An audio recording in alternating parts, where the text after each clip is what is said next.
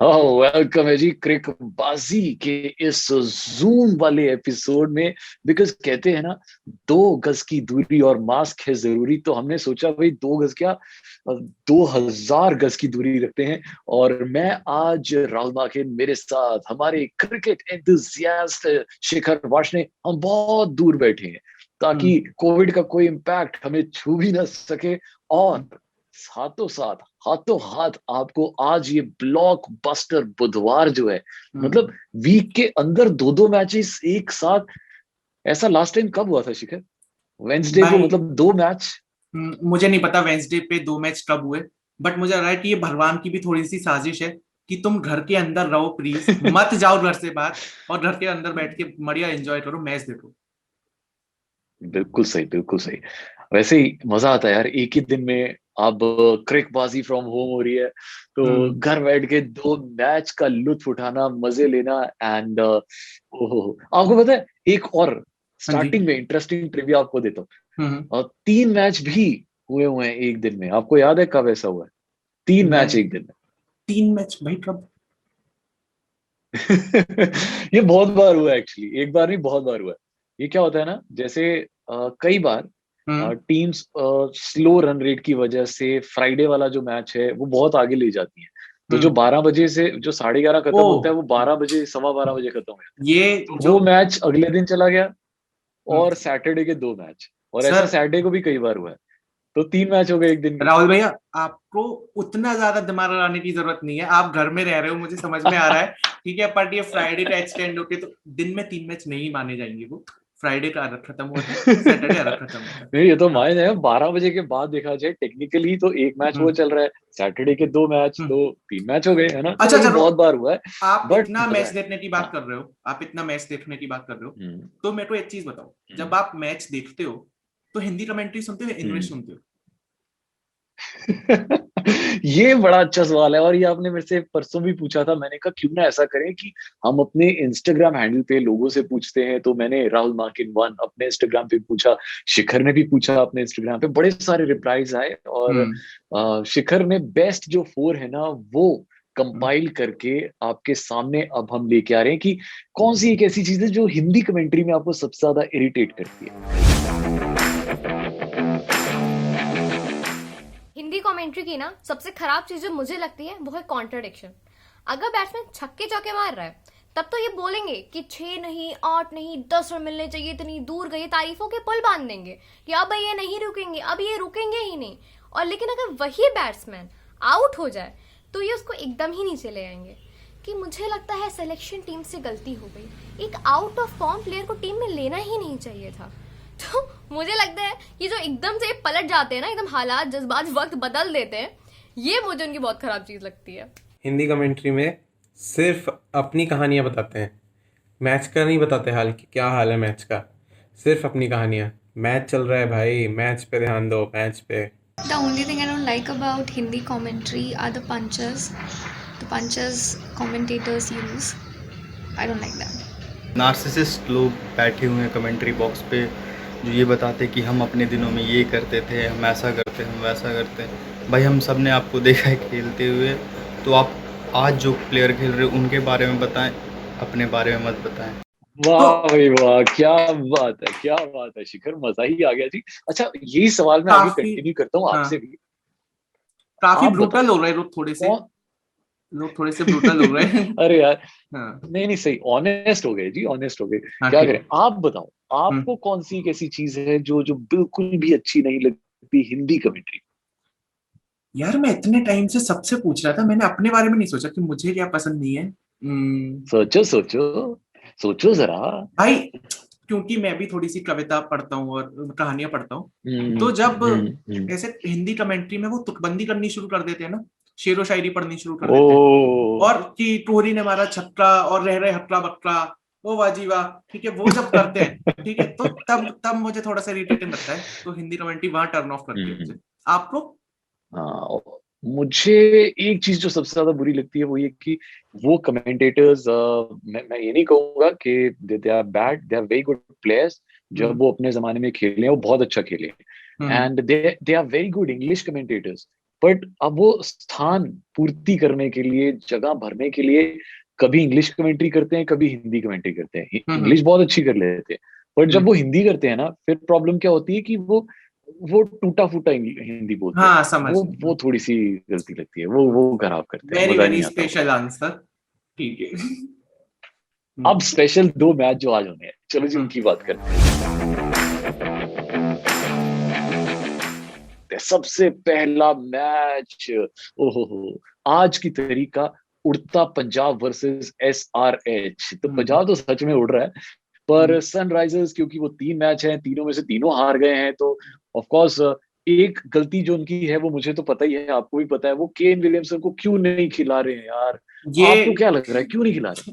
ये भैया मैं शुरुआत के 3 मैचेस से कह रहा हूँ, जो हमने पहले एपिसोड किया था, मैं तब भी कह रहा हूँ कि केन विलियमसन को खिलाओ, बट हाँ मेरे को थोड़ा सा पढ़ने में आया, हम लोग थोड़े ज्यादा ब्रूटल हो रहे थे कि केन विलियमसन परफेक्टली फिट नहीं थे अभी तक, बट अब रिपोर्ट्स यार आ ये रही पता है क्या होता है, हम्म, ये टीम ना छुपाने के लिए कुछ ना कुछ वो बता देती है कि हम अब नहीं खिलाना, कोई तो बहाना बताना पड़ेगा ना कि आप हम्म, इतने बड़े प्लेयर को पानी पिलाने के लिए रखा हुआ है आपने, तो कोई ना कोई तो रीजन आपको देना पड़ेगा। तो वो ये रीजन देते हैं कि लास्ट हाँ क्योंकि वो परफेक्टली फिट नहीं है। पर मुझे लगता है कि अभी नहीं, क्योंकि लास्ट सीजन में भी ऐसे ही हुआ, वो थोड़ा देर से खेले थे, बट जब वो खेले थे तो उन्होंने पेले थे। तो वो अगर खेलेंगे तो वो बंदे पेलेंगे, वो बहुत जरूरी है। तो आई थिंक जो सबसे बड़ा चेंज SRH के लिए इस मैच में होना चाहिए, वो होना चाहिए कौन? Kane Williamson. हाँ और और ये अगर बॉटम मैं 2 आपसे की लड़ाई पूछूं, है, ये बॉटम 2 की लड़ाई है। SRH तीनों मैच हारी है, पंजाब अपने 2 मैच हारी है, सिर्फ अपना पहला मैच जीती थी। पंजाब का सबसे घटिया बिल्कुल, रन रेट भी है, तो इस बार मतलब मुझे लग रहा है कि सही बात थोड़ा है। सा सनराइजर्स कमबैक करने की कोशिश करेगी। और अब विलियमसन को रियाते हैं, क्योंकि वार्नर जो है उनके कैप्टन, उन्होंने लास्ट मैच की पोस्ट मैच प्रेजेंटेशन में कहा था कि हमारे पास ओपनिंग करने के लिए बंदे हैं, बट कोई ऐसा बंदा नहीं है जो उसके बाद का हैंडल कर दे, मतलब फिनिश फिनिश वाले टाइम पे वो काम में आ जाए। तो अब मुझे लग रहा है कि केन विलियमसन वो ओ परफेक्ट फिट है, तो अगर केन बिल्कुल विलियमसन यार, इंक्लूड और होते मुझे हैं। लगता है कि शायद मोस्ट प्रोबब्ली मनीष पांडे को बाय बाय कर दें, और हो सकता है जो लोकल प्लेयर्स हैं उनमें से किसी को ले आए। मुझे ऐसा लग रहा है, ऐसे हंच हो रहा है, वो तो पता चल ही जाएगा थोड़ी देर में। अब मैच शुरू हो ही जाना है, दोपहर वाला मैच है, तो पता तो चल ही जाएगा।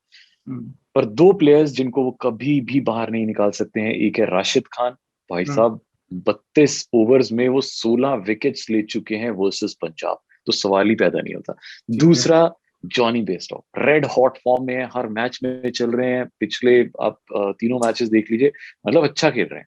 मुझे नहीं लगता कि, हाँ वही प्रॉब्लम है कि वो एंड तक नहीं लेके जा पाते हैं, पर आप उनका जब स्ट्रीक अपना ही ऐसा है, वो प्लेयर ही ऐसा है। आप जब अपना पैर खुद ही विकेट में घुसा दोगे, तो फिर आप कहाँ से रन हाँ, मारोगे? वो हिट विकेट आउट हो वो रहे थे बड़ा ना लास्ट मैच में। अनफॉर्चुनेट था, हाँ वो बहुत बहुत अनफॉर्चुनेट। बहुत अनफॉर्चुनेट था।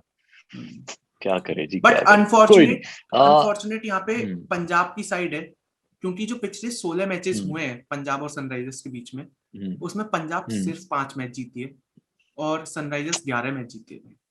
तो आज इसमें कोई भी नहीं, अब मैं ना सनराइजर्स का पलड़ा चाहूंगा, भारी है। मैं SRH के लिए नहीं, बल्कि काव्या मरान के लिए, जो उनकी CEO है। मुझे बहुत बुरा लगता है जब वैसी भोली सी सूरत बना के कि भाई इतना पैसा खर्च कर दिया और फिर भी हार रही है। मुझे मुझे प्रीति जिंटा हार जाए कोई टेंशन नहीं, मुझे काव्या मारान इतनी इतनी अच्छी लगती है ना, कि मुझे लगता है कि यार ये बंदी जीतनी चाहिए, इसकी टीम फाइनल में जानी चाहिए। तो काव्या मारान के लिए ये मैच SRH जीतेगा जी। पर उसके लिए हमें टीम 11 बनाना भी जरूरी है। हाँ तो जी। आओ जी, मैं और शिखर मिलकर बनाते हैं इस मैच की टीम 11। टीम भाई, मैंने अपनी टीम में कीपर्स में दिए हैं 2 कीपर, जॉनी बेस्टो और केएल हम्म, राहुल। इन्हें हम बिल्कुल नहीं छोड़ सकते। हम्म, नीचे बैट्समैन पे आ जाते हैं, तो डेविड वार्नर, केन विलियमसन मुझे नहीं पता खेलेंगे नहीं खेलेंगे, पर Kane Williamson, and then Mayank Agarwal. Hmm, allrounders याद करें तो बिल्कुल। जरज सक्सेना थोड़ा सा खेला है मैंने यहाँ पे, तो जरज सक्सेना और दीपक हुड्डा। देन बॉलर्स में आए तो मोहम्मद शमी, ऑफ कोर्स राशिद खान, और खलील अहमद। हाँ, हाँ हाँ हाँ, हाँ, इसको तो नहीं छोड़ सकते यार। खलील अहमद और अर्शदीप सिंह। तो ये है मेरी टीम 11। अर्शदीप को तो बिल्कुल भी नहीं छोड़ा जा सकता। कैप्टन मैं बना रहा हूँ जॉनी बेस्टो को, और वाइस कैप्टन बना रहा हूँ हम्म, राशिद खान, क्योंकि स्पिनर फ्रेंडली विकेट है, चेन्नई में मैच है। लो जी, हमने अपनी टीम 11 बना ली है, but at the same time आपको वार्न कर रहे हैं कि इस गेम में फाइनेंशियल रिस्क इन्वॉल्व होता है, इसकी लत भी लग सकती है, जैसे कि मेरे को और शिखर को लग गई है। हम हर मैच में पैसे लगाते हैं, कहीं में हारते हैं, कहीं में जीतते हैं। सो प्लीज रिस्पॉन्सिबली खेलें और अपने रिस्क पे खेलें। पिछले मैच तो में जो अब हम जीते थे, बढ़ते हैं। पिछले मैच में जो हम पैसे जीते थे उसकी पार्टी देनी है आपको, तो वो आप जोमेटो कर देना बिल्कुल मेरे जी, घर पे। बिल्कुल। हाँ मैं आपको बिरयानी खिलाऊंगा। ठीक है पर भाई। अभी हम हाँ अगले मैच की तरफ बढ़ते हैं। अगला बहुत इंपॉर्टेंट मैच जो कि शाम को खेला जाएगा मुंबई के वानखेड़े स्टेडियम में। आ जाओ जी, अगले मैच की तरफ बढ़ते चेन्नई वर्सेस केकेआर। भाई चेन्नई अपने 2 मैच जीती है, केकेआर अपना सिर्फ 1 ही हैं। मैच जीती है। बट केकेआर के लिए थोड़ी सी एडवांटेज ये है कि जिस आंद्रे रसल पे वो इतना ज्यादा रिलाई कर रहे थे, रसल ने थोड़ा सा फॉर्म हम्म, दिखाया है, बॉलिंग अच्छी की है, बैटिंग भी अच्छी की बिल्कुल। है, लास्ट मैच में थोड़ा सा दिखा 32 रन मारे। बट स्टेट जो कह रहे हैं वो ये हाँ, कह रहे हैं कि दोनों टीम्स के बीच में 25 मैच हुए हैं, जिसमें से 15 चेन्नई हम्म। जीती है और 9 केकेआर जीती है। तो चेन्नई तो की भाई फिर साइड। चेन्नई जीतेगी। और चेन्नई का सबसे अच्छा फायदा पता है क्या है? वो हम्म लास्ट के जो 2 मैचेस से जो उनको कॉन्फिडेंस आया है, हम्म तो वो तो कमाल का है। एंड वानखेड़े में लास्ट के 3 मैच खेले हैं, एक अनफॉर्चुनेटली हार गए थे, पर लास्ट के 2 मैचेस जीते और बहुत अच्छे से जीते। सो आई डोंट थिंक कि कोई प्रॉब्लम उनको होनी चाहिए। बहुत अच्छा खेल रहे हैं, बहुत अमेजिंग खेल रहे हैं लास्ट मैच स्पेशली। मतलब ऐसे टर्न अराउंड किया उन्होंने 11th ओवर में। जडेजा ने एक ही ओवर में 2 विकेटें ले ली, फिर मोइन अली ने अगले मैच में अगले ओवर में 2 विकेट। ओ भाई साहब, 3 ओवर में 3 विकेटें। मोइन तो अली ने 3 ओवर में 3 कमाल। विकेट और मात्र 7 रन, हाँ, जब कोई टीम 7 रन 188 से भाई साहब। चेस कर रही है। हाँ उसमें। और मोइन अली उनका मतलब स्टैंड बाय बॉलर है, उनका बैकअप बॉलर है, छठे नंबर हम्म। वाला बॉलर है। वो तब खिलाते हैं कि मतलब जब उन्हें लगे कि यार दीपक चहर वगैरह बहुत अच्छा परफॉर्म नहीं कर रहे हैं, तो उसको एक ओवर दे देते हैं। 3 ओवरों में 3 विकेट, वो आ जाएगा।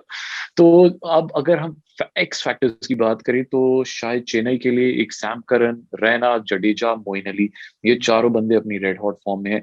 और अगर कल को वन दीपक क्वेश्चन चहर चल वन गए, जो क्वेश्चन कि उससे बॉस। पिछले मैच में। हाँ हाँ। Boss one question. Hmm. Jadeja की प्लेयर बैटिंग में, बॉलिंग में या फील्डिंग में, कहाँ पे?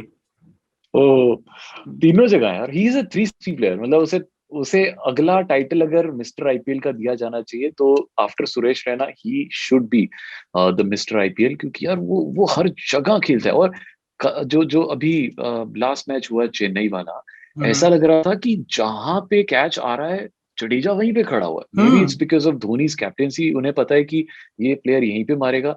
तो हर मैच वो कर रहा है, हर कैच वो कर रहा है। 4 कैचेस 4 कैच यार, लिए उसने, मतलब हाँ लास्ट मैच अमेजिंग। में। Very nice. 4 कैच करके लाचार कर दिया उसने सामने वाली टीम को। वो तो कुछ छोड़ा ही नहीं आरआर के लिए उन्होंने। चेन्नई तो अपने केकेआर एक्सपीरियंस के के लिए हिसाब बात से, करें। हाँ चेन्नई अपने एक्सपीरियंस के हिसाब से बहुत के, स्ट्रॉन्ग के, लग रही है। केकेआर की बात करते हैं। केकेआर की बात करते हैं तो वरुण चक्रवर्ती बहुत अच्छी फॉर्म में है, हम्म कंसिडरिंग जो वानखेड़े की लास्ट 3-4 मैचेस में पिच जा रही है। हम्म स्पिन होती है बीच में, 11 से लेके 15 ओवर खेलने मुश्किल हो जाते हैं। वरुण चक्रवर्ती एक्स फैक्टर बन सकते हैं। उसके बाद नीतीश राणा हम्म फर्स्ट 2 मैचेस में बहुत अच्छा खेले हैं, तो मुझे लगता है कि हाँ, वो तो रहेंगे ही रहेंगे। Russell, he is picking up his form. पिछले मैच में उन्होंने बता दिया कि भाई मैं कर सकता हूँ। हम्म पिछले मैच में बैटिंग से करके दिखाया और उससे पिछले मैच में बॉलिंग करके दिखाई हाँ, कि 5 विकेट ले लिए। बॉलिंग से करके 5 विकेट, हम्म वो भी 2 ओवरों में। यार क्या कमाल कर दिया भाई बंदे ने। आपने तो स्ट्रॉन्ग साइड बताई, इसमें मैं ना थोड़ी सी वीक पॉइंट बताता हूँ केकेआर की टीम के। उनके जो कैप्टन है वो नहीं चल पा रहे। प्लीज। कैप्टन, सही इयॉन बात, मॉर्गन। सही बात। इयॉन उनके मॉर्गन 3 मैच कैप्टन, में हाँ। परफॉर्म नहीं कर पा रहे, तो वो टीम भी शायद से उतनी मोटिवेटेड नहीं है, क्योंकि अगर captain read from the front करे तो अच्छा लगता है। हम्म। और 8 तो हरभजन फिर सिंह ऐसा का करते हैं चेंज। ना, ऐसा करते हैं फिर, जो हम टीम 11 बनाएंगे उसमें मॉर्गन को नहीं लेंगे, ठीक है? ठीक है भाई। तो चलो टीम 11 की तरफ चलते ठीक है। हैं।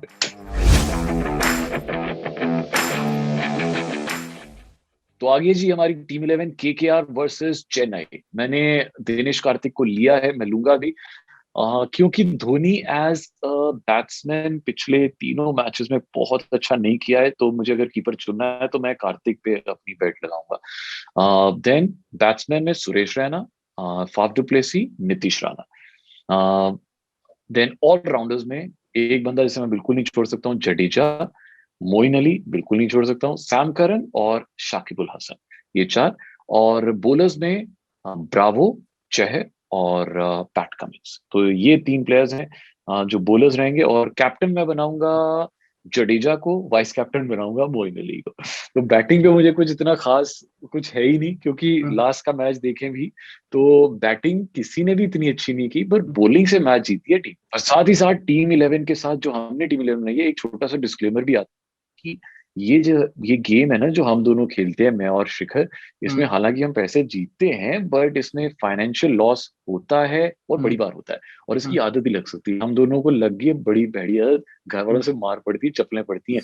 तो प्लीज रिस्पॉन्सिबली खेलें और अपने रिस्क पे खेलें, और हमारी टीम 11 पे मत जाएं। हम कई बार जीते हैं, कई बार हारते हैं, क्यों शिखर? हाँ, अपना दिमाग लड़ा है, हमारे दिखावे पे न चले।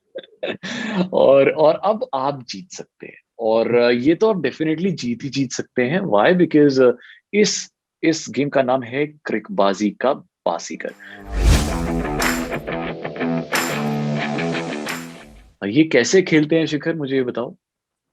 एक सवाल आप पूछिए, जनता हमारी जवाब देगी। जनता को जवाब देना है @HT Smartcast के फेसबुक, इंस्टा या ट्विटर पे, या फिर जनता अगर हमें यूट्यूब पे देख रही है तो नीचे कमेंट सेक्शन में हमें जवाब दे दे। तो आप सवाल पूछो भाई। बिल्कुल, सवाल बड़ा ही इजी है, बहुत इजी है। Highest IPL total without a 40+ individual score, मतलब एक भी प्लेयर ने 40 से ऊपर स्कोर ना किया हो और हाईएस्ट आईपीएल टोटल बन गया हो। इसमें मैं क्लू नहीं दूंगा यार, क्योंकि आपको समझ आ जाएगा फिर। वो मैं ये भी नहीं बता सकता किस टीम में बनाया। हाँ, हम हर बार क्लू दे देते हैं और बहुत सारे लोग जीत जाते हैं, तो वो नहीं रखते इस बार। पर हाँ, ये पक्का है कि आप अगर जीते और आप लकी विनर हुए, तो हम आपका नाम अनाउंस करेंगे फीवर 104 FM पर, और आपको एक अच्छा सा ग्रेटिफिकेशन, अच्छा सा गिफ्ट मिलेगा। और हम दोनों को आप जरूर फॉलो कीजिएगा। मेरा आईडी है इंस्टाग्राम पे राहुल मार्किन 1, एंड शिखर, मेरा आईडी है इंस्टाग्राम पे शिखर_VAR। और अगर आप हम दोनों को फॉलो कर रहे हो तो HT Smartcast को भी फॉलो करो, Facebook, Instagram, Twitter @HT SMARTCAST। बाकी अब ये जूम का फॉर्मेट है, नया फॉर्मेट है, तो हमें नीचे कमेंट सेक्शन में बताओ कि कैसा लग रहा है। चैनल को सब्सक्राइब कर दो, लाइक कर दो, और ऑडियो पे अगर आप सुन रहे हो तो हमें फेसबुक, इंस्टाग्राम, ट्विटर पे आके बता दो कि आपको पॉडकास्ट कैसा लग रहा है।